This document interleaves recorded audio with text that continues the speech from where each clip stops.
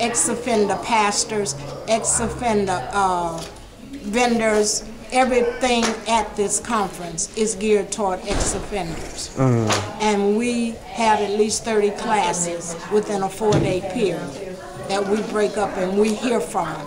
At the end of this session, we have an ex-offenders panel that comes and tell us how hard it is to make it in the free world when there are no jobs, when people still try them over again once they've spent their time behind bars. And what we're doing across the country is trying to bring like-minded people together who will see the need, break down barriers, look at these men and women when they get home as our sisters and brothers. Absolutely. And give them a chance to come out of the mindset and the mentality. I'm working with SDC, part of the Anti-Racism Committee, and one of the things that we're focusing on is black male joblessness in the city of Milwaukee. Now, we identified 3 issues as being major causes to that. Education being one, transitional jobs being the other one, and incarceration being the third one. Now, for young black men coming out of the criminal justice facility, how hard is it for them to find work? Because obviously Milwaukee make up a high percentage of incarceration, and we make up a good percentage, maybe about 51% of black male unemployment. Is that related in any way? Do you see incarceration being strictly related to black male joblessness in the city of Milwaukee? Yes, I do. A person coming out of the system, if they are felon, it's very hard to get a job.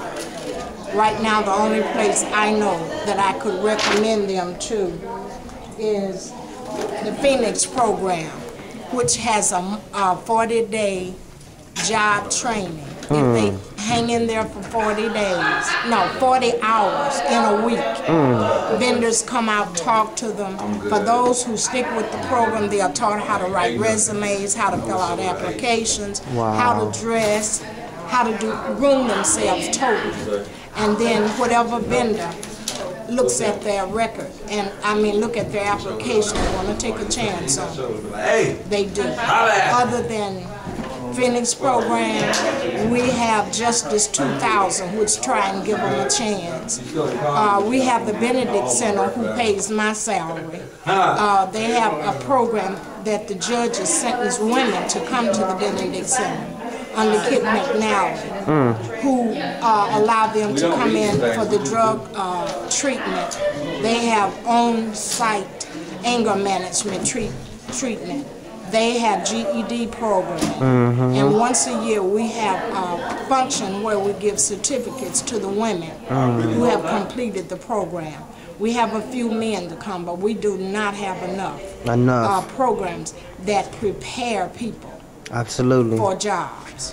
Now, I heard it's supposed to be a law that's supposed to be passing, that's supposed to be releasing maybe about 4,500 prisoners across the state of Wisconsin. Did you hear about that at all? Yes. What are now, in talking with one of my counterparts, October of this year, there will be 2,200 inmates that will come back to the city.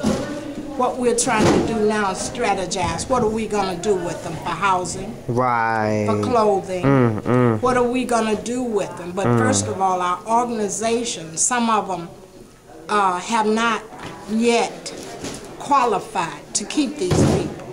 Sometimes we find in our training, people have homes, but they don't have the non-for-profit status, state and federal, in order to be able to get federal monies. Many of us are afraid of federal monies because we have not learned how much of the federal government is going to infringe upon what we are doing. So we have what we call non-for-profit is faith-based, and there's a fine line between faith-based and Christ-based, and that's where we're hung up. Also, there is something called fraternization policy.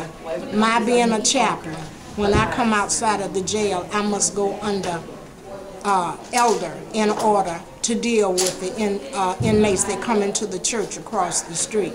because I cannot do the same things under the chaplaincy as I do under the elder, because that's kind of eliminating me from either going into the jail or either coming out helping them here. I cannot take inmates into my car, cannot take them to dinner. I cannot invite them to my home because that's against the law. So we meet on Saturday across the street at 2200 to have service so that we might be able to find out what's going on with them throughout the week that will keep them from going back to prison or to getting in trouble with their POs. Thank you very much.